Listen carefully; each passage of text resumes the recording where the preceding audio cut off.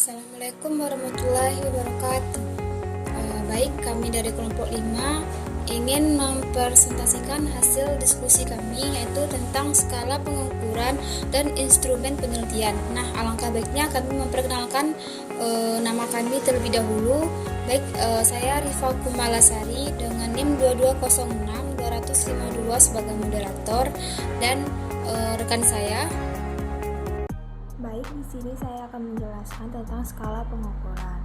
Skala pengukuran merupakan kesepakatan yang digunakan sebagai acuan untuk menentukan panjang pendeknya interval yang ada dalam alat ukur, sehingga alat ukur tersebut bila digunakan dalam pengukuran akan menghasilkan data penelitian kuantitatif. Skala pengukuran juga merupakan penentuan atau penetapan skala atas sesuatu variabel berdasarkan jenis yang melekat dalam variabel penelitian. Pengukuran sendiri merupakan aturan-aturan pemberian angka untuk berbagai objek sedemikian rupa sehingga angka ini mewakili kualitas atribut. Dengan menentukan skala pengukuran, maka nilai variabel yang diukur dengan instrumen tertentu dalam bentuk angka akan lebih akurat, efisien, dan komunikatif. Baik, di sini saya akan menjelaskan mengenai macam-macam skala pengukuran. Yang pertama ada skala ordinal, di mana skala ini mengukur data yang bersifat non-numerik dan nilai intervalnya tidak diketahui.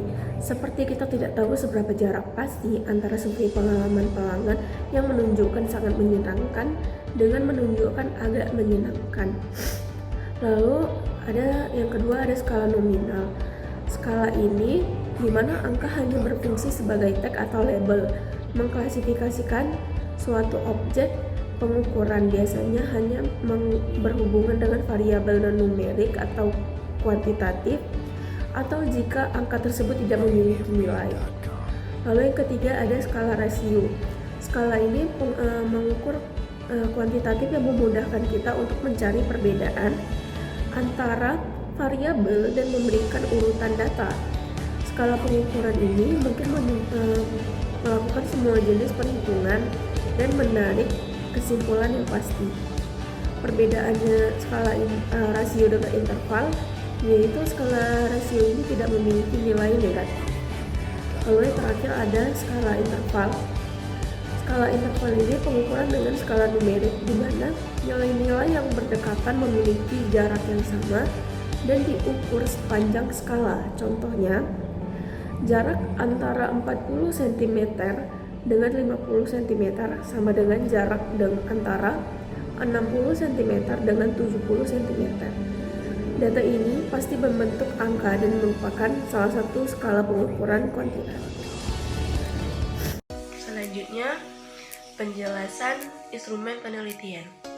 Jadi, di dalam penelitian kuantitatif, instrumen penelitian merupakan alat yang digunakan untuk mengumpulkan data dalam suatu penelitian.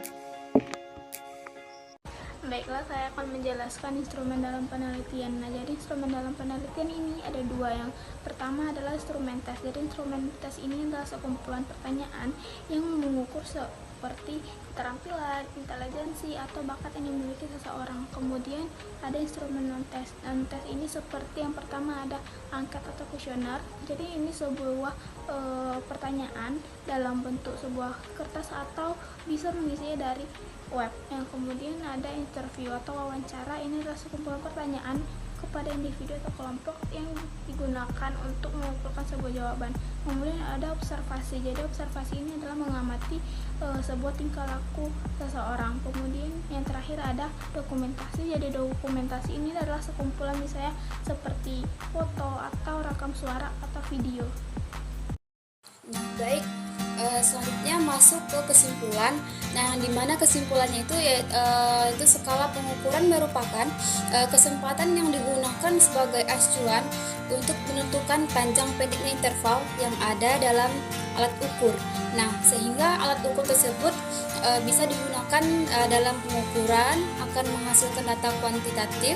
Berbagai skala yang digunakan dalam pengukuran seperti skala nominal, ordinal, interval, dan rasio. Nah, dalam pembuatan instrumen penelitian pada umumnya perlu mempunyai dua syarat penting, yaitu valid atau reliable. Baik, selanjutnya penutupan. Saya sebagai moderator dari awal sampai akhir, kalau ada kesalahan kata mohon dimaafkan. Kami tutupi saja dengan membaca Assalamualaikum warahmatullahi wabarakatuh.